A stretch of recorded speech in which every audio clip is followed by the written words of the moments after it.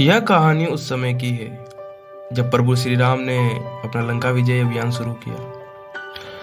वो लंका पर विजय पाने के लिए अपनी वानर सेना को लेकर निकल चुके थे, लेकिन सबसे बड़ी समस्या थी उस विशाल समुद्र को पार करने की, क्योंकि इतनी बड़ी सेना ना तो उसे तैरकर पार कर सकती थी ना उड़कर पार कर सकती थी।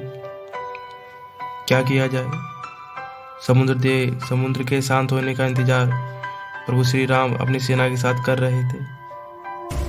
बार बार प्रार्थना कर रहे थे, विनती कर रहे थे कि शांत हो जाइए, लेकिन वह लहरें उसी ऊंचाई से उठकर बार बार आ रही थी। प्रभु श्री राम को गुस्सा आया। उन्होंने अपना दिव्य बाण निकाला और जैसे ही उसे छोड़ने वाले थे तभी समुद्र देव प्रकट हो गए। समय याचना करने लगे, माफी मांगने लगे कि प्रभु माफ कर दीजिए, आप ये तीर मत छोड़िए। अगर आपने ब्रह्मास्त्र छोड़ दिया तो प्रलय आ जाएगा, और प्रलय आ गया तो प्रलय से पहले का प्रलय और ज्यादा विनाशकारी होगा। क्या आप ऐसा चाहते हैं? बहुत तरीके से भगवान से विनती की, उन्हें मनाया कि आप इस तीर को संभाल लीजिए, किसी और दिशा में छोड़ दीजिएगा, पर इस तरफ मत छोड़िए। उसके बाद श्री राम ने पूछा, बताइए बीच का रास्ता क्या है?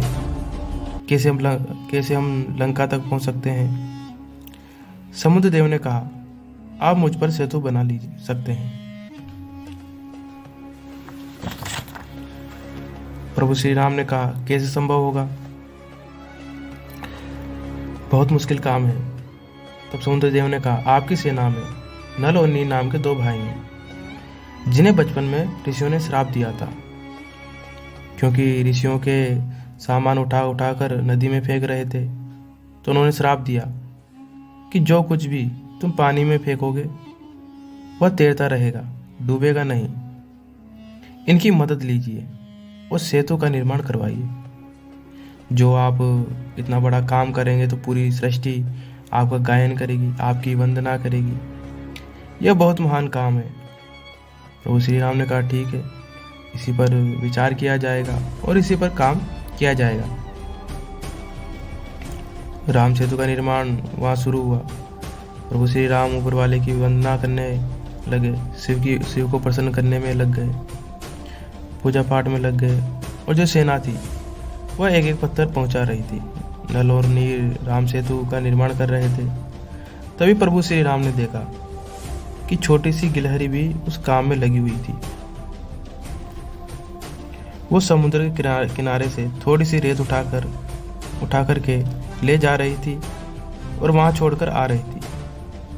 प्रभु श्री राम को समझ नहीं आ रहा था कि ये क्या चल रहा है। उन्होंने हनुमान जी से कहा, जाओ उस गिलहरी को पकड़ कर लाओ। हनुमान जी गए, गिलहरी को पकड़ कर लाए।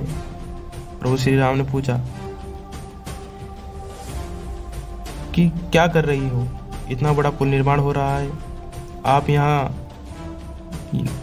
कहाँ यहाँ बीच में परेशान हो रही हो? उस गिलहरी ने कहा कि भगवान, मैं आपको प्रणाम करती हूँ।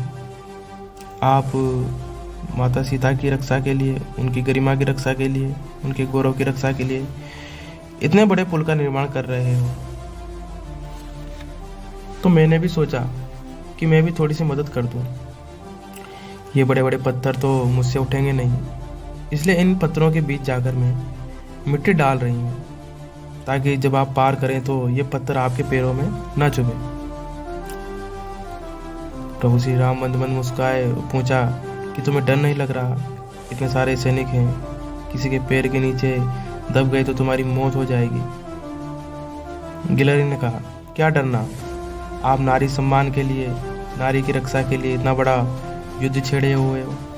धर्म की रक्षा के लिए इतना बड़ा युद्ध आपने छेड़ा है, उसमें मेरी जान भी चली गई, तो मेरे लिए इससे बड़ी सौभाग्य की बात क्या हो सकती है? छोटी सी गिलहरी ने यह सब कहा तो श्री राम बहुत खुश हुए और उसकी पीठ पर अपनी उंगलियां फेर दी। कहते हैं, आज भी जो गिलहरी की पीठ पर जो निशान है वो प्रभु श्री राम के उंगलियों के निशान है। यह बहुत पुरानी कहानी है, लेकिन बहुत बड़ी बात सिखाती है।